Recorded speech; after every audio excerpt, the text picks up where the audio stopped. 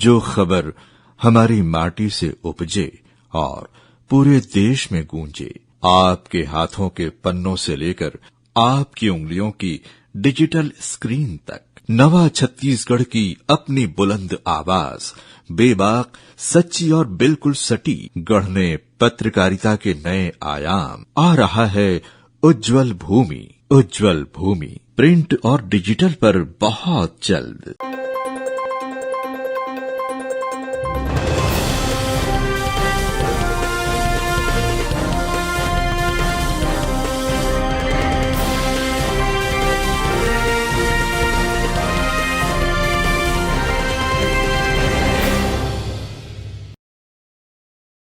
नमस्कार, grand news network में आप सभी का स्वागत है और बुलेटिन के खास खबरों के साथ मैं हूं आपके साथ रश्मि।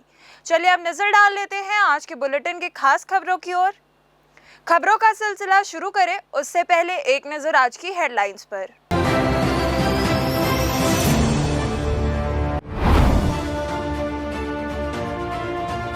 बिलासपुर में कांग्रेस ने फूका मुख्यमंत्री का पुतला, नकटी विस्थापन विरोध में कांग्रेस का प्रदर्शन।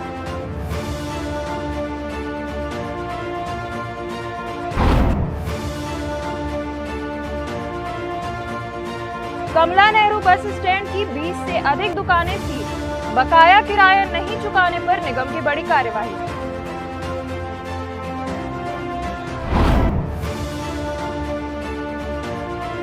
बिलासपुर में कोटवार संघ ने सौंपा ज्ञापन, मुख्यमंत्री के नाम कलेक्टर को सौंपा ज्ञापन। 6 सूत्रीय मांगों को लेकर कोटवार संघ का प्रदर्शन।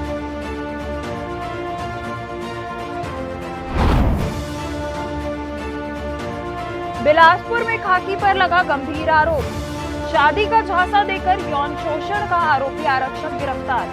3 साल तक शादी का देता रहा झांसा।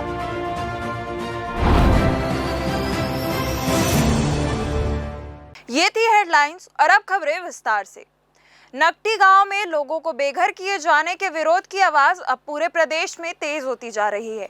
इसी क्रम में कांग्रेस पार्टी प्रदेश भर में विरोध प्रदर्शन कर प्रभावित परिवारों के समर्थन में उतर आई है। इस कड़ी में शुक्रवार को बिलासपुर जिला कांग्रेस कमेटी ने नेहरू चौक में प्रदर्शन करते हुए मुख्यमंत्री का पुतला दहन किया।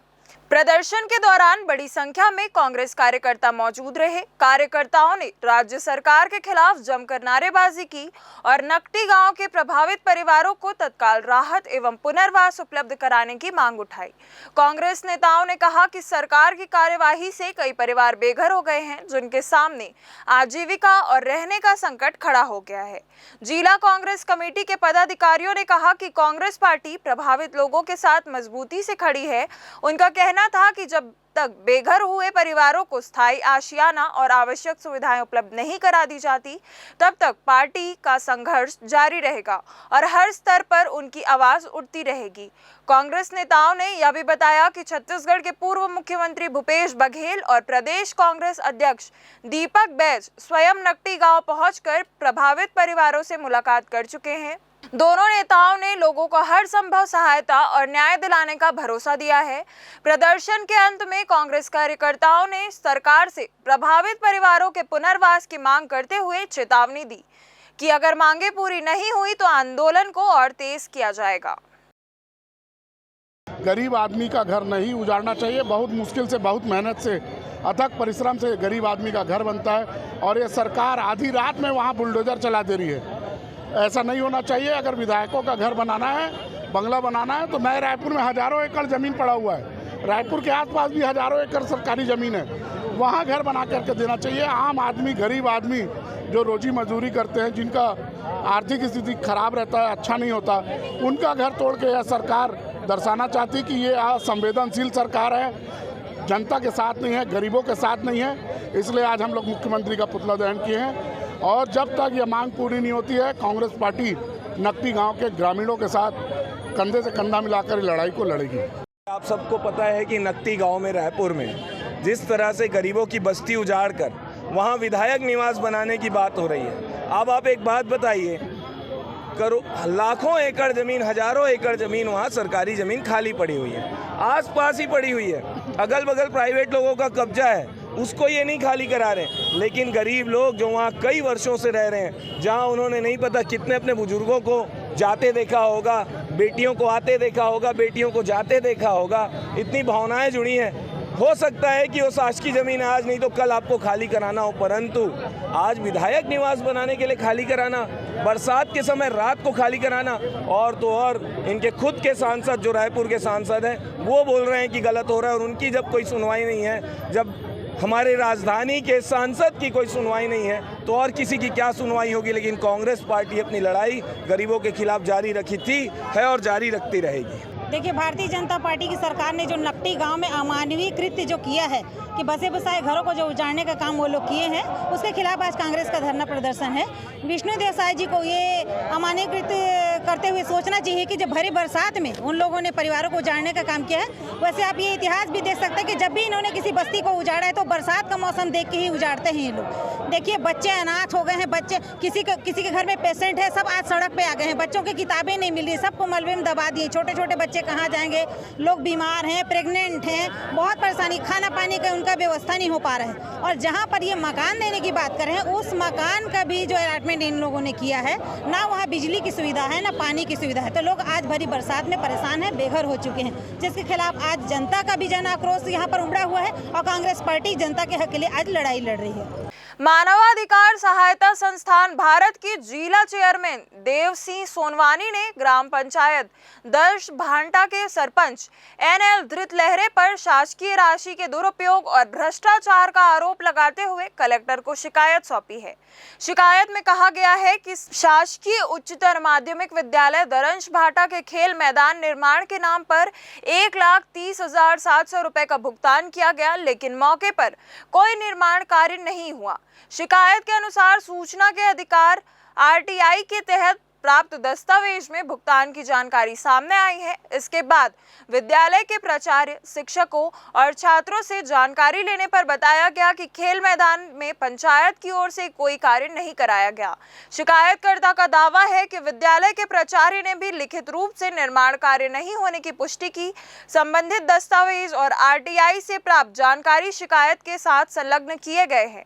मानवाधिकार सहायता संस्थान ने कलेक्टर से मामले की निष्पक्ष जांच कराने, कथित वित्तीय अनियमितता की जांच कर दोषियों के खिलाफ कड़ी कार्यवाही करने तथा सरपंच को हटाने की मांग की है। फिलहाल प्रशासन की ओर से शिकायत पर कोई आधिकारिक प्रतिक्रिया सामने नहीं आई है। शिकायत लेकर आया हूँ कलेक्टर साहब के पास। मेरे सूचना के अधिकार से मिला ग्राम पंचायत दर्रा भाटा का जानकारी को देखते देखते गया तो मेरे को पता चला कि हाई स्कूल दर्रा भाटा के खेल मैदान संतरीकरण के लिए 1,30,700 रुपये निकाला गया है। उसकी जानकारी मैं प्रिंसिपल साहब से लिया स्कूल में जाकर, तो वहाँ के प्राचार्य, प्रिंसिपल, गुरुजी, छात्र छात्राएं बताया कि यहाँ अभी तक सरपंच के द्वारा एक छोटा सा भी कार्य नहीं हुआ है, एक ईंटा भी नहीं रखा है, तो कैसे हमारे यहाँ स्कूल के बारे में पैसा निकाल गया। ये ग्राम पंचायत दर्रा भाटा के सरपंच सचिव जो आनंद कुमार राठौर के नाम से चेक क्रमांक, उनके चेक क्रमांक इसमें दर्शाया हूँ मैं अपने लिखित आवेदन में 107344 एक्सिस बैंक जरामनगर से। ये आनंद कुमार राठौर कोई सप्लायर हैं, उनके नाम में डालकर ये पैसे निकाला है। क्या चाहते हैं आप? मैं चाहता हूँ इसको तत्काल पृथक किया जाए। ऐसा भ्रष्टाचारी सरपंच को पद में रखने की जरूरत ही नहीं है, क्योंकि इनके खिलाफ 8-10 शिकायत कर चुके हैं गाँव वाले, लेकिन अभी तक शासन प्रशासन मौन है। पता नहीं कौन सा नेतागिरी के चक्कर में अभी तक प्रशासन के ऊपर कार्रवाई नहीं कर रहा है। बिलासपुर में मानवता की सेवा और परोपकार की एक अनूठी मिसाल देखने को मिल रही है, जहां स्वर्गीय श्रीमती सरिता देवी अग्रवाल, स्वर्गीय श्रीमती सरोजनी देवी और स्वर्गीय श्रीमती उर्मिला केडिया के पुण्य स्मृति में एक भव्य रक्तदान और निःशुल्क मेडिकल कैंप का आयोजन किया जा रहा है। यह सेवाभावी कार्यक्रम रविवार 5 जुलाई 2026 को स्थानीय मंगला चौक स्थित वंदना अस्पताल के पीछे बालाजी चैरिटेबल ब्लड सेंटर में आयोजित होगा, जो सुबह 10 बजे से शाम 5 बजे तक सक्रिय रहेगा। आयोजकों ने बताया कि विगत 4 वर्षों से अपने पूर्वजों के दिखाए मार्ग पर चलते हुए वे सेवा कार्य को निरंतर आगे बढ़ा रहे हैं। इस कैंप में जनरल फिजिशियन चिकित्सकों की उपस्थिति में स्वास्थ्य परामर्श, ब्लड प्रेशर जांच और सामान्य स्वास्थ्य परीक्षण की सुविधा पूरी तरह से निःशुल्क उपलब्ध रहेगी। रक्तदान के महत्व पर प्रकाश डालते हुए बताया गया कि रक्त कोई कृत्रिम विकल्प नहीं है और केवल मानव रक्तदान रक्तदान ही इसे प्राप्त करने का एकमात्र जरिया है। 1 यूनिट रक्तदान से 3 लोगों की जान बचाई जा सकती है और यह प्रक्रिया अत्यंत सुरक्षित है, जिसमें केवल 10 से 15 मिनट का समय लगता है। दुर्घटना पीड़ितों, कैंसर और थैलेसीमिया के मरीजों के साथ साथ प्रसव के दौरान महिलाओं को अक्सर रक्त की आवश्यकता पड़ती है। अतः समाज के प्रत्येक स्वस्थ व्यक्ति को इस महायज्ञ में सम्मिलित होकर जीवनदाता बनने का संकल्प लेना चाहिए। यह आयोजन मात्र एक शिविर नहीं बल्कि समाज के प्रति समर्पण और जरूरतमंदों के जीवन में नई उम्मीद जगाने का माध्यम है। बिलासपुर में शिक्षा सत्र 2026-27 के दौरान शैक्षणिक स्तर में सुधार के उद्देश्य से जिला शिक्षा विभाग ने सख्त कदम उठाते हुए जिला स्तरीय शाला प्रवेशोत्सव के बाद एक महत्वपूर्ण बैठक आयोजित की। जिला शिक्षा अधिकारी डीईओ रामेश्वर जायसवाल ने बताया कि कलेक्टर के निर्देशानुसार जिले के 227 स्कूलों में प्राचार्यों के 198 संकुल शैक्षणिक समन्वयकों, विकासखंड शिक्षा अधिकारियों और विकासखंड स्रोत समन्वयकों के साथ बैठक कर शिक्षा के स्तर को सुधारने और अधोसंरचना व शैक्षणिक उत्थान के लिए कार्य योजना बनाई गई है। विभाग अब पूरी तरह से ऑनलाइन प्रणाली की ओर बढ़ गया है, जिसके तहत शिक्षकों को 100% उपस्थिति VSKE ऐप के माध्यम से अनिवार्य कर दी गई है और चेतावनी दी गई है कि जुलाई माह से जिन शिक्षकों की ऑनलाइन उपस्थिति दर्ज नहीं होगी उनका वेतन रोक दिया जाएगा। इसके अतिरिक्त शासन के निर्देशानुसार साइकिल वितरण, पाठ्य पुस्तक की स्कैनिंग, गणवेश वितरण और मध्याह्न भोजन जैसी महत्वपूर्ण गतिविधियों की दैनिक ऑनलाइन प्रविष्टि की जाएगी ताकि समय सीमा पर कार्य सुनिश्चित हो सके और एक विस्तृत वार्षिक कैलेंडर भी जारी किया जाएगा। और जिला प्रशासन, कलेक्टर, मुख्य कार्यपालन अधिकारी व पुलिस अधीक्षक के मार्गदर्शन में विभाग का लक्ष्य बोर्ड परीक्षाओं के परिणामों में सुधार के साथ साथ जिले को प्रदेश में टॉप रैंकिंग में लाना है। शिक्षा सत्र 2026-27 के अवसर पर हमने 1 जुलाई को जिला स्तरीय शाला प्रवेशोत्सव का आयोजन किया था, जिसमें डिप्टी सीएम, केंद्रीय राज्य मंत्री एवं सभी प्रशासनिक अधिकारीगण उपस्थित थे। आज कलेक्टर महोदय के निर्देशानुसार हमने जिले में 227 विद्यालयों में कार्यरत प्राचार्यों, 198 संकुल शैक्षिक समन्वयकों, विकासखंड शिक्षा अधिकारियों, विकासखंड स्रोत समन्वयकों की एक बैठक रखी है, जिसमें बिलासपुर ज़िले में शिक्षा के स्तर को सुधारने के लिए हमको किस प्रकार की कार्य योजनाएँ बनानी हैं और किस प्रकार से उसका क्रियान्वयन करें, जिससे कि अधोसंरचना से लेकर के अकादमिक उत्थान में बिलासपुर जिला प्रदेश में अग्रणी स्थान प्राप्त कर सके। इसके लिए कलेक्टर महोदय ने अभी लगातार वो समीक्षा कर रहे हैं। जैसा कि आप सबको विदित होगा कि इस वर्ष जितनी भी चीज़ें हैं अब लगभग ऑनलाइन हो गई हैं। हमारे 100% शिक्षकों का अटेंडेंस भी VSK ऐप के माध्यम से ऑनलाइन किया जाना है और शासन का स्पष्ट निर्देश है कि जुलाई माह से ही जिन शिक्षकों का अटेंडेंस ऑनलाइन नहीं होगा उन शिक्षकों का वेतन रोक दिया जाएगा। इसी प्रकार से साइकिल वितरण, पाठ्य पुस्तकों की स्कैनिंग, गणवेश वितरण, मध्याह्न भोजन, इन सब की दैनिक ऑनलाइन प्रविष्टि की जाती है ताकि हम सब कार्य शासन के द्वारा निर्धारित समय सीमा पर कर सकें। शासन के द्वारा इस वर्ष पूरे वर्ष के लिए वार्षिक शिक्षा कैलेंडर बनाया गया है, जिसमें हमको किस प्रकार की अकादमिक गतिविधियां करनी है, कब परीक्षाएं आयोजित करनी है, कब हमको बच्चों के सर्वांगीण विकास के लिए महापुरुषों की जयंती, सामाजिक त्यौहार, इन सब का आयोजन कैसे करना है, उसकी विस्तृत जानकारी दी गई है। और ये हम सभी अपने प्राचार्य और संकुल शैक्षिक समन्वयकों के माध्यम से अपने सभी शिक्षकों तक पहुंचा रहे हैं और हमारा पूर्ण विश्वास है कि जिला प्रशासन के अंतर्गत कलेक्टर महोदय, आदरणीय मुख्य कार्यपालन अधिकारी महोदय, पुलिस अधीक्षक महोदय एवं शिक्षा विभाग के हमारे जितने अधिकारी कर्मचारी हैं, उन सबके सहयोग से इस वर्ष न केवल हम 10वीं, 12वीं, 5वीं, 8वीं में बेहतर परीक्षा परिणाम दे पाएंगे, बल्कि अन्य क्षेत्रों में भी हमारा जिला पूरे प्रदेश में टॉप रैंकिंग में आ सके। छत्तीसगढ़ उच्च न्यायालय ने नारकोटिक्स और पॉलीग्राफ टेस्ट के संबंध में एक महत्वपूर्ण फैसला सुनाया है, जो पुलिस की कार्यप्रणाली पर कड़े सवाल खड़े करता है। यह मामला सत्यनारायण प्रधान के खिलाफ चक्रधर नगर थाना के ग्राम भेरा में मिले एक शव की जांच से जुड़ा है, जिसमें पुलिस ने अज्ञात व्यक्ति के खिलाफ FIR दर्ज कर स्थानीय लोगों को निशाना बनाया था। जांच के नाम पर याचिकाकर्ता और गांव के करीब 20-25 लोगों को लगभग 18 दिनों तक लगातार थाना बुलाकर परेशान किया गया था, जिसके 2 महीने बाद पुलिस ने अचानक फोन पर उन्हें 22 जून को रायपुर जाकर नारकोटिक टेस्ट कराने का निर्देश दे दिया। इस मनमाने के खिलाफ हाईकोर्ट में याचिका दायर की गई, जिसमें यह तर्क दिया गया कि पुलिस ने ना तो सीआरपीसी की धारा 91 और 94 के तहत कोई नोटिस दिया और ना ही टेस्ट के लिए संबंधित मजिस्ट्रेट से अनिवार्य अनुमति प्राप्त की। मामले पर सुनवाई करते हुए उच्च न्यायालय ने स्पष्ट किया कि पुलिस किसी भी व्यक्ति को नारकोटिक्स या पॉलीग्राफ टेस्ट के लिए मजबूर नहीं कर सकती। कानून के अनुसार ऐसे परीक्षण के लिए व्यक्ति की स्पष्ट सहमति फ्री कंसेंट आवश्यक है या फिर मजिस्ट्रेट से पूर्व अनुमति लेना अनिवार्य है, जैसा कि सर्वोच्च न्यायालय के फैसलों में निर्धारित है। इस पूरे मामले पर यह स्पष्ट है कि केवल मोबाइल कॉल के जरिए किसी को टेस्ट के लिए बुलाना कानूनी रूप से गलत और प्रक्रिया का उल्लंघन है। ऑनरेबल हाई कोर्ट के डिवीजन बेंच द्वारा एक अहम फैसला दिया गया है, जो है नारकोटिक्स पॉलीग्राफ टेस्ट के संबंध में, क्योंकि सत्यनारायण प्रधान करके चक्रधर नागा थाना के अंतर्गत स्थित ग्राम है भैरापन, वहाँ पे उनका शव मिला।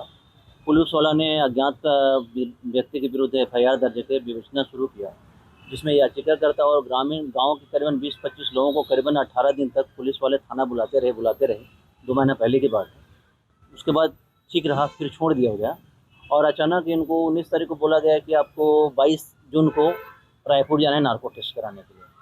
तो उसके खिलाफ में याचिकाकर्ताओं का कहना था कि ये हमको अचानक से बुलाया गया बिना कोई नोटिस दिए। तो उस संबंध में हमने ऑनरेबल हाई कोर्ट में याचिका लगाया। याचिका में वही ग्राउंड रखा गया हमारे द्वारा कि भाई ना तो पुलिस ने कोई सेक्शन 94 बेनेसेस या पुराना सेक्शन 91 सीआरपीसी का ना कोई नोटिस दिया, मैं संबंधित मजिस्ट्रेट से किसी प्रकार का परमिशन लिया गया है कि हमारा ब्रेन मैपिंग या नार्को टेस्ट कराया जाए। उस संबंध में ऑनरेबल हाई कोर्ट ने हमारे बात को अच्छे संज्ञान में लिया और एक जो जजमेंट उन्होंने दिया कि पुलिस वाला बिना किसी को कंपेल नहीं कर सकते कि आप नार्को टेस्ट कराइए या पॉलीग्राफ टेस्ट कराइए। उसके संबंध में विधिवत है, विधि का जो स्थापित सिद्धांत है उसको पालन करें, उसके बाद जो भी आगे कार्रवाई है वो कर सकते हैं। वक्त हो चला एक छोटे से ब्रेक का। ब्रेक के बाद फिर होगी आपसे मुलाकात। जय जया प्राइवेट ITI NCVT से मान्यता प्राप्त एंड ISO सर्टिफाइड 10वीं पास विद्यार्थियों के लिए 2 year electrician course, OPA 1 year course, computer operating and programming assistant course, best classroom facility, admissions open. Jai Jaya private ITI, river view colony, Koni, Bilaspur, Chhattisgarh. जो खबर हमारी माटी से उपजे और पूरे देश में गूंजे, आपके हाथों के पन्नों से लेकर आपकी उंगलियों की डिजिटल स्क्रीन तक, नवा छत्तीसगढ़ की अपनी बुलंद आवाज, बेबाक, सच्ची और बिल्कुल सटी, गढ़ने पत्रकारिता के नए आयाम। आ रहा है उज्जवल भूमि, उज्जवल भूमि प्रिंट और डिजिटल पर बहुत जल्द। ब्रेक के बाद फिर से एक बार आप सभी का स्वागत है। नगर निगम ने बकाया किराया नहीं चुकाने वाले दुकानदारों के खिलाफ सख्त कार्यवाही करते हुए कमला नेहरू नया बस स्टैंड स्थित निगम की 20 से अधिक दुकानों को सील कर दिया। निगम ने स्पष्ट किया है कि नोटिस के बावजूद किराया जमा नहीं करने वालों पर आगे भी इसी तरह कार्यवाही जारी रहेगी। नगर निगम ने लंबे समय से बकाया किराया वसूलने के लिए अभियान तेज कर दिया है।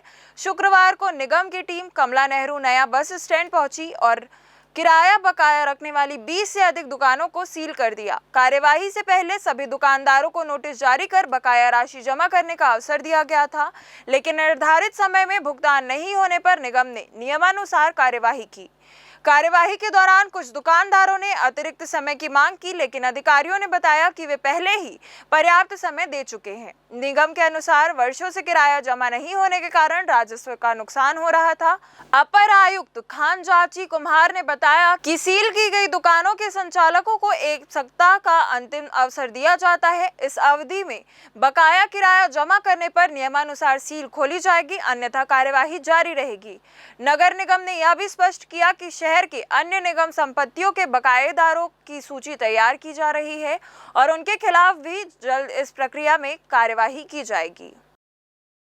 देखिए, नया बस स्टैंड जो पूर्व में CSRTC द्वारा निर्मित थी, उसमें जो दुकानदारों को दुकान आवंटित था, दुकानों को नगर निगम को हैंड ओवर किया गया। हैंड ओवर में MIC ने निर्णय लिया कि जिनका किराया निर्धारण कर उनको दुकान दिया गया था, दुकान देने के बाद उनके द्वारा किराया लगातार नहीं पटाया जा रहा था और इसके संबंध में हमने नोटिस दिया। उनके नोटिस को आधार मानकर उन्होंने हाईकोर्ट में अपील किया। हाईकोर्ट में भी उनके याचिका को हाईकोर्ट ने खारिज कर दी और उनको कहा गया कि आप किराया पटाइए। तो उसके आधार पर भी उन्होंने किराया नहीं पटाया। तो इस तरह आज हमने उनको अंतिम नोटिस दिया गया था, समय दिया गया था। उसके बाद हमने दुकान की सील की कार्रवाई की गई है और वो देखेंगे तो कुल 2 करोड़ से ऊपर का अधिक बकाया राशि था जिनको उनके द्वारा जमा नहीं किया जा रहा था और निगम द्वारा कंटिन्यू नोटिस दिया जा रहा था, फिर भी उनके द्वारा राशि नहीं पटाई गई थी। तो आज सीलिंग की कार्रवाई की गई।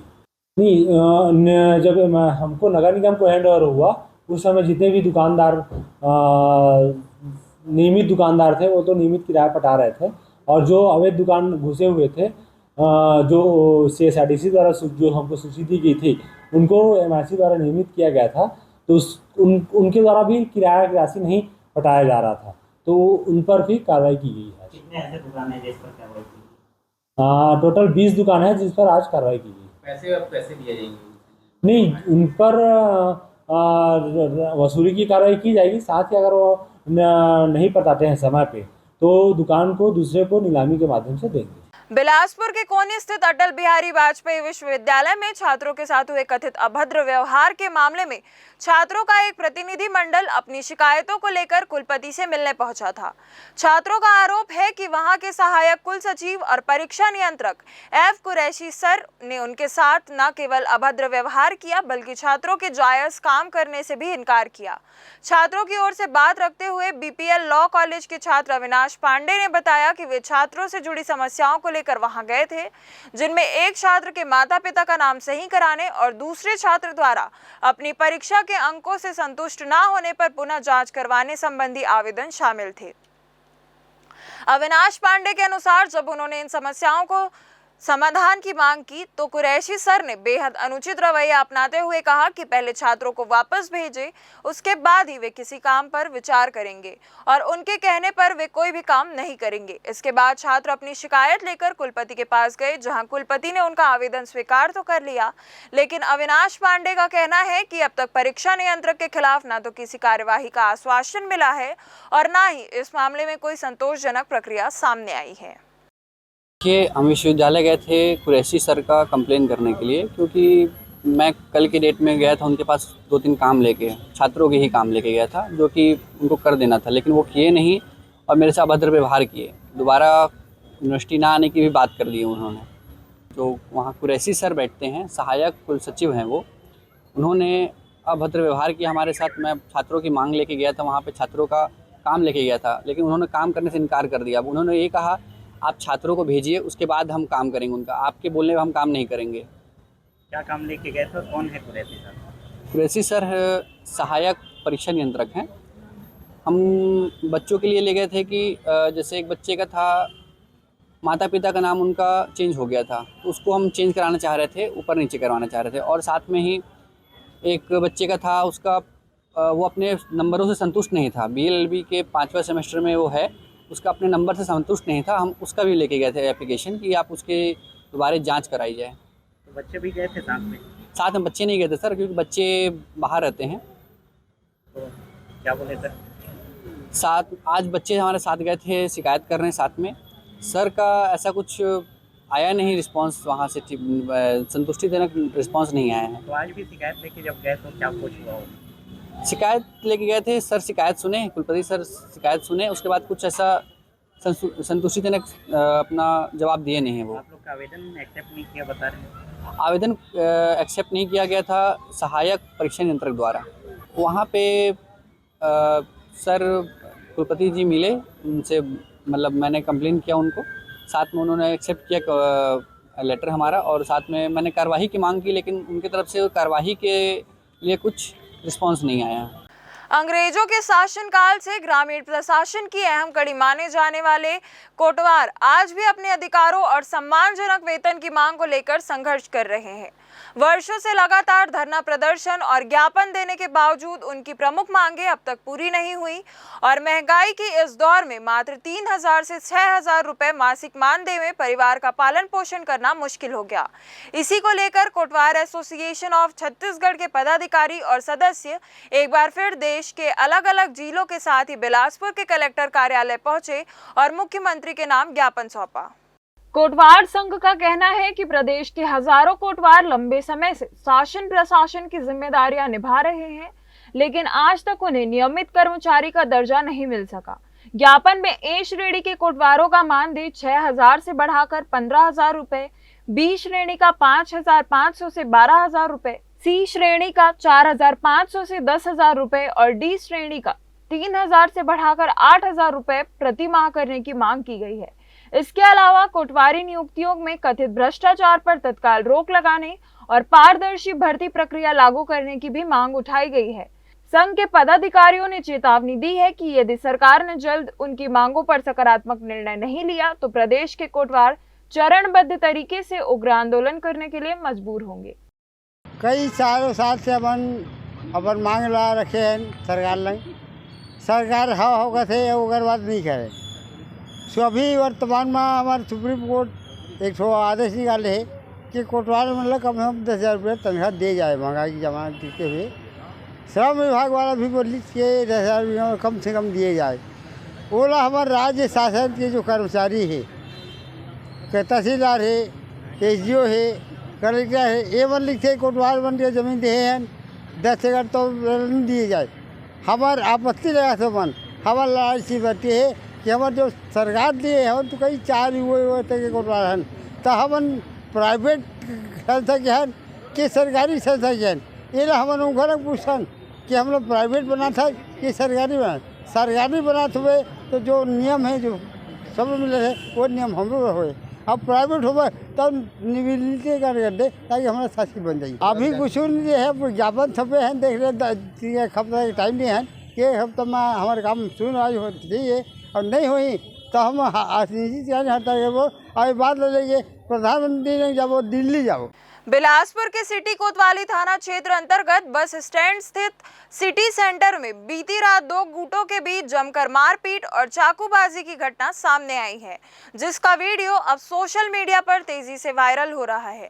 वीडियो में साफ देखा जा सकता है कि कैसे दोनों पक्षों के युवक एक दूसरे पर हिंसक रूप से हमला कर रहे हैं, जिससे आसपास के क्षेत्र में हड़कंप मच गया है।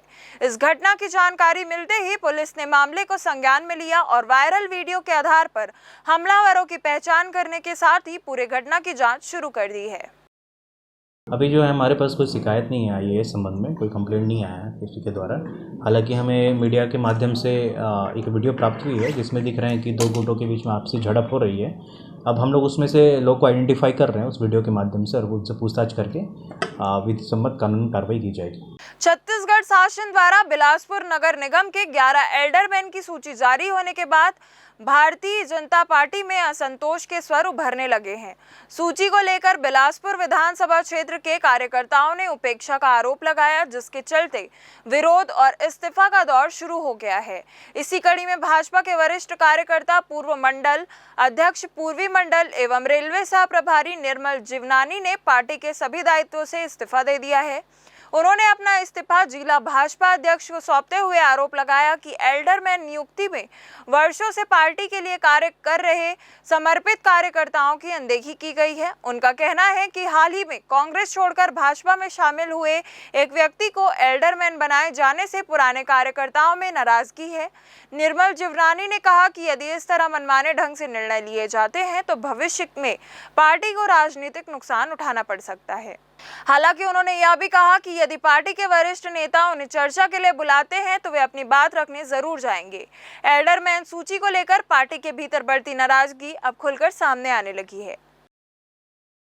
मैं पार्टी से इसलिए इस्तीफा दिया हूं कि अभी जो एल्डरमैन की नियुक्ति हुई है उसमें गलत नियुक्ति हुई है। सबसे पहले ये है कि जिसको आए पार्टी में 8 दिन भी नहीं हुआ है, जो उनका पार्टी में कोई योगदान भी नहीं है, ऐसे लोगों को एल्डरमैन बनाए हैं तो कार्यकर्ताओं का क्या होगा। अब ये तो मैं बता नहीं सकता, पार्टी बताएगी, उसमें पार्टी के लोग बताएंगे, हमारे नेता लोग बताएंगे। समाज के साथ तो धोखा हुआ है। कई समाज हैं, खाली सिंधी समाज नहीं, कई समाज हैं। और हमारे इतने कार्यकर्ता हैं, जैसे वो लोग बंगाली समाज लेके चले हैं, तो हमारे पार्टी में बहुत सारे बंगाली समाज के कार्यकर्ता हैं। लेकिन उस पार्टी से आए 8 दिन नहीं हुआ, उसको एल्टरनेट बनाना, ये मेरे को समझ में नहीं आया। कार्यकर्ताओं की उपेक्षा हुई है, बहुत बड़ी उपेक्षा हुई। फिर से वक्त हो चला एक छोटे से ब्रेक का। ब्रेक के बाद फिर होगी आपसे मुलाकात। जयजया प्राइवेट ITI NCVT से मान्यता प्राप्त एंड ISO सर्टिफाइड 10वीं पास विद्यार्थियों के लिए 2 year electrician course, COPA 1 year course, computer operating and programming assistant course, best classroom facility, admissions open. Jai Jaya private ITI, river view colony, Koni, Bilaspur, Chhattisgarh. जो खबर हमारी माटी से उपजे और पूरे देश में गूंजे, आपके हाथों के पन्नों से लेकर आपकी उंगलियों की डिजिटल स्क्रीन तक, नवा छत्तीसगढ़ की अपनी बुलंद आवाज, बेबाक, सच्ची और बिल्कुल सटीक, गढ़ने पत्रकारिता के नए आयाम। आ रहा है उज्जवल भूमि। उज्जवल भूमि प्रिंट और डिजिटल पर बहुत जल्द। ब्रेक के बाद फिर से आप सभी का स्वागत है। बिलासपुर से खाकी को शर्मसार कर देने वाला एक मामला सामने आया है। यहाँ एक पुलिस आरक्षक पर शादी का झांसा देकर युवती के साथ वर्षों तक यौन शोषण करने का गंभीर आरोप लगा है। तखतपुर थाने में पदस्थ रहे आरोपी आरक्षक को पुलिस ने गिरफ्तार कर लिया है। आइए देखते हैं क्या है पूरी खबर। पीड़िता ने पुलिस को दी शिकायत में बताया कि वर्ष 2023 में सोशल मीडिया के जरिए उसकी पहचान आरक्षक सनत मीरी से हुई थी। धीरे धीरे दोनों की दोस्ती प्यार में बदल गई। इस दौरान आरोपी ने खुद को अविवाहित बताकर पीड़िता से शादी करने का वादा किया और उसे अपने प्रेम जाल में फंसा लिया। वास्तव में आरोपी पहले से ही विवाहित है और उसके 2 बच्चे भी हैं, लेकिन उसने यह बात पीड़िता से पूरी तरह छुपाए रखी।